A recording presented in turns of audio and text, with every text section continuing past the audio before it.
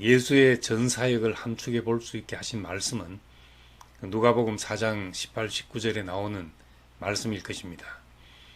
주의 성령이 내게 임하셨으니 이는 가난한 자에게 복음을 전하게 하시려고 내게 기름을 부으시고 나를 보내사 포로된 자에게 자유를 눈먼 자에게 다시 보게 함을 전파하며 눌린 자를 자유롭게 하고 주의 은혜의 해를 전파하게 하려 하심이라. 예수께서 이사야 61장 말씀을 인용하시면서 이 말씀이 성취되기 위해 성령이 자신에게 임했다고 선포했습니다. 1500년 전 레위기 25장에서 모세가 선포한 희년의 법과 그리고 700년 전에 이사야 선지자가 그의 예언을 통해 기억하게 했던 가난한 자를 위한 은혜의 해, 그 복음이 예수를 통해서 다시 언급이 됐습니다. 그가 희년을 성취하기 위해 왔다는 것은 어둠에 쌓였던 그 시대에 한 줄기 빛이었습니다. 복음은 좋은 소식이란 뜻입니다. 예수님의 복음은 심판의 두려움이나 지옥의 공포를 가지고 사람들을 움직이는 것이 아니고 소망을 가지고 흑암에 앉은 백성에게 찾아오신 빛을 비추는 말씀이었습니다. 불교에 있는 말로 예를 들면 생자필멸이라는 말이 있습니다. 즉 태어난 것은 반드시 죽는다. 이 말은 누구나 인정할 수밖에 없는 당연한 이치이고 진리입니다. 이런 말을 들으면 자신에게 주어진 운명을 깨닫고 순응하게 하지만 그것이 딱히 삶에 소망을 주지는 않습니다. 그런데 예수님은 거듭남에 대해 곧 죽고 다시 태어난다는 말씀을 하심으로써 죽음이라는 절망을 소망으로 바꾸셨습니다. 하늘의 밀이 땅에 떨어져 죽으면 많은 열매를 맺는다. 건축가들이 버린 돌이 모퉁이 보배롭고 요긴한 머릿돌이 된다. 이런 말씀은 어떤 부정적인 상황도 축복으로 바꾸게 하는 말씀이었습니다. 그래서 그 말씀을 우리는 복음이라고 합니다. 은혜의 해를 선포하는 것, 이것은 희망을 주는 말씀이었습니다. 이스라엘에는 희년이라는 독특한 법이 있습니다. 희년은 유대인들이 50년마다 노예가 된 사람들을 다시 자유인으로 해방하고 팔려갔던 모든 토지를 본래 주인에게 돌려주며 모든 부채를 탕감해주는 해였습니다. 그래서 이사야는 희년을 은혜의 해라고 불렀습니다. 요즘 가난을 벗어날 수 없어 신용불량자가 된 사람이나 비천한 신분의 장벽 때문에 세상에서 흙수저라 생각하고 고생하는 사람들에게 이런 법이 있다면 큰 희망일 것입니다. 제가 세상의 법을 잘 모르지만 어쩌면 희년은 인류 역사상 가장 위대한 법이었는지도 모릅니다. 이런 법이 있으면 요즘 부동산 투기나 부의 대물림 같은 것이 해결될 수도 있을 것입니다. 또 자연에 대해서도 희년에는 농사를 짓지 않고 1년 동안 땅을 쉬게 함으로써 땅의 생명력을 회복해서 생명이 더 잘 자랄 수 있도록 했습니다.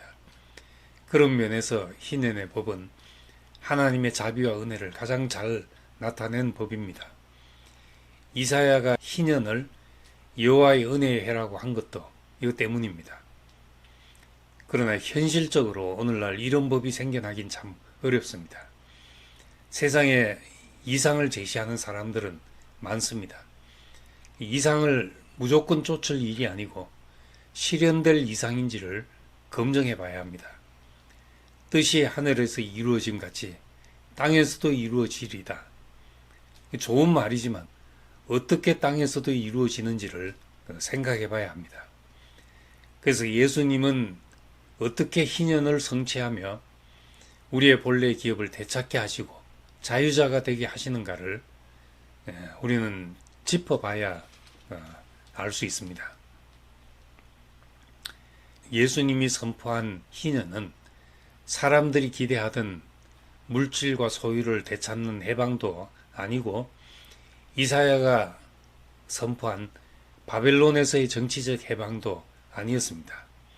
사탄에게 속아서 사람의 본래의 축복을 잃어버리고 육체에 매여 종로로 다는 사람들을 해방시키는 일이었습니다. 하나님은 사람을 하나님 형상으로 지었습니다. 사람은 하나님의 영광을 표현해야 될 존재입니다. 그래서 사람은 자신의 인생을 통해 하나님의 영광이 나타나지 않으면 어떤 것으로도 만족이 되지 않습니다. 이 인간의 타락은 이 영광을 잃어버린 것입니다. 그래서 헛된 영광을 위해 수고하게 된 것입니다. 로마서 1장 23절에 썩어지지 아니하는 하나님의 영광을 썩어질 사람과 새와 짐승과 기어다니는 동물 모양의 우상으로 바꾸었다 했습니다. 참된 영광을 모르고 헛된 영광을 위해 사는 존재가 되었다는 말입니다.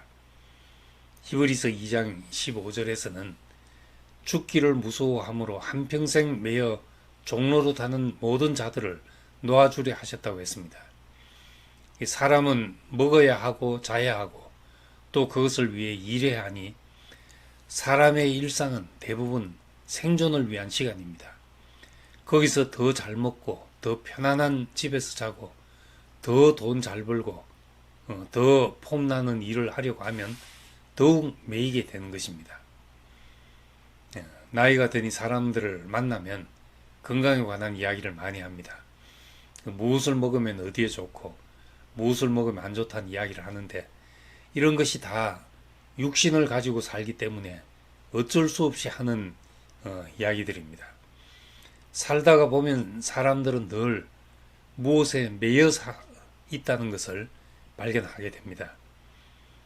집착이라는 말에 집은 자기가 붙잡는 것이고 착은 자기에게 달라붙는 것이니 둘 다 나를 붙잡고 있는 무엇을 말합니다. 그러면 무엇이 우리를 얽매여 있는 모든 것에서 해방시키고 본래 사람의 기업인 하나님의 영광을 되찾게 하겠습니까? 예수님은 그 유명한 니고데모와의 대화에서 모세가 광야에서 뱀을 든 것 같이 인자도 들려야 한다. 이는 그를 믿는 자마다 영생을 얻게 하려 합니다. 이렇게 말했습니다. 이것은 십자가에 못 박힌 예수를 보는 것을 말합니다. 그냥 보는 것이 아니라 그것이 우리에게 영광스럽게 보여져야 우리에게 구원이 된다는 것입니다. 바울이 말한 대로 우리가 주의 영광을 보매 그와 같은 형상으로 변화하여 영광에서 영광에 이른다 말한 것처럼 사람의 영광이 저런 것이구나 하고 보여야 우리가 변화됩니다. 사람은 누구나 정말 귀한 것을 보면 다른 것을 작게 여길 수 있습니다. 성경의 표현으로 하자면 모든 것을 발 아래 두게 됩니다. 작아 보여야 그것으로부터 자유하게 됩니다. 여기서 바울의 갈라디아서 말씀을 다시 생각해 볼 필요가 있습니다. 갈라디아서 5장 1절에 그리스도께서 우리를 자유롭게 하려고 자유를 주셨으니 그러므로 굳건하게 서서 다시는 종의 멍에를 매지 말라 하였습니다. 다시 종의 멍에를 매는 것이 무엇이겠습니까? 물론 바울은 율법에서 자유하게 되었으니 다시 율법에 매이지 말라는 말씀을 한 것입니다. 그런데 오늘날 기독교인들을 보면 여전히 많은 것에 매여 있습니다. 과연 그리스도인의 자유가 어디 있는지를 알 수 없는 상태가 되었습니다. 어떤 사람은 자유가 다시 육체의 본성에 매여 하는 기회가 되어 살기도 합니다. 죄의 용서, 선악의 판단이 없다는 것을 내세워서 세상의 상식만도 못한 생활을 하면서 아무런 마음의 거리낌조차 없어진 사람도 있습니다. 영화 밀양이 그런 것을 지적하고 있습니다. 또 어떤 사람은 다시 종교에 모이고 교회라는 조직에 매이고 사람에게 매여 자유를 잃는 경우도 흔히 봅니다. 교회 지도자들이 교회 안에서 얻은 해방과 자유가 흘러갈 물길을 열어놓지 못했기 때문에 복된 에너지가 교회라는 조직 속에서 소모적으로 맴돌게 되는 것입니다.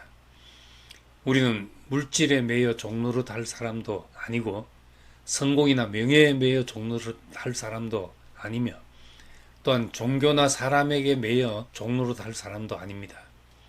십자가에 달려 죽은 사람에게서 나오는 참된 영광이 보이면 원래 하나님이 사람에게 허락하신 모든 것이 회복이 되고 얽매였던 모든 것에서 자유하게 됩니다.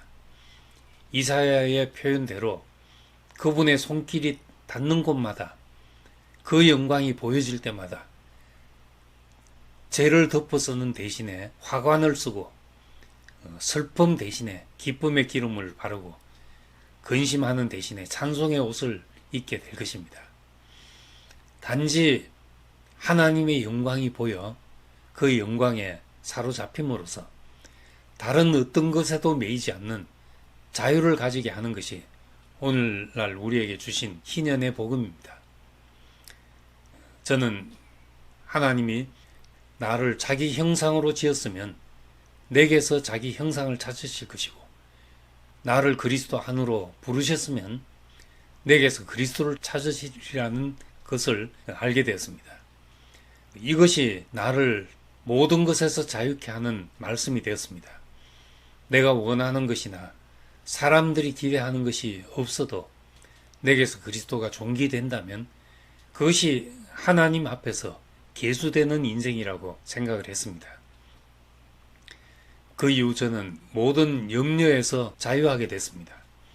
건강에 대한 염려도 염려함으로 키를 한 자나 더 키우겠나 하신 말씀처럼 하나님이 나를 필요로 하신다면 당신이 필요한 날까지 세상에 두시겠지 생각하니까 몸이 어떻게 될지에 대한 두려움이 떠났습니다.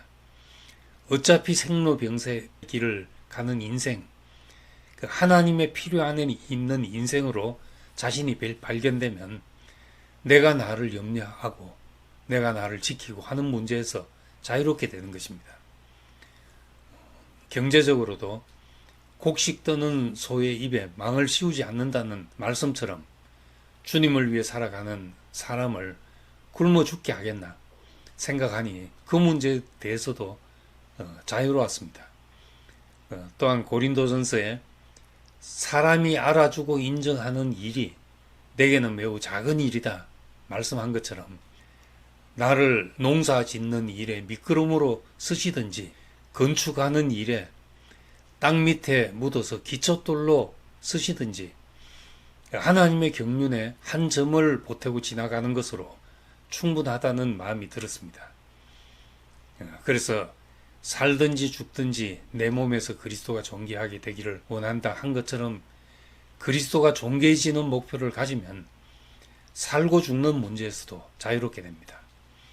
조금만 궁핍해도 조금만 아파도 그것이 내 인생 전체를 힘들게 만드는 것은 이 그리스도 안의 자유가 없기 때문입니다.